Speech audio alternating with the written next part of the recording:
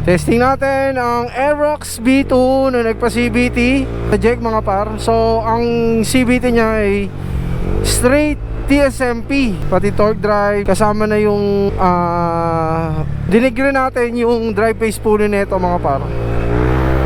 So testing lang natin kung gaano kabilis yung pagkuha ng speed.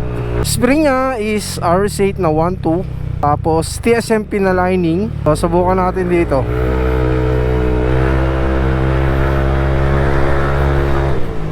$67, not bad.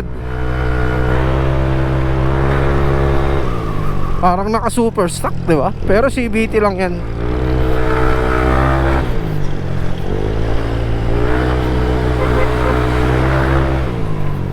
Alright, ang bilis makuha ng 60 ah.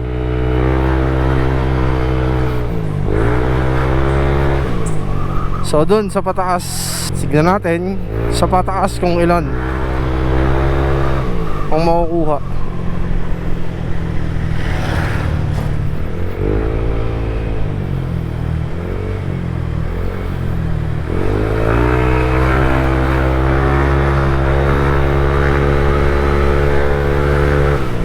$88.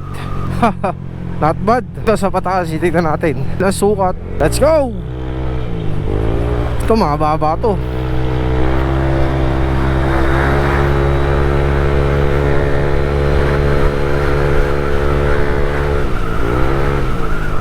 Nabitin na.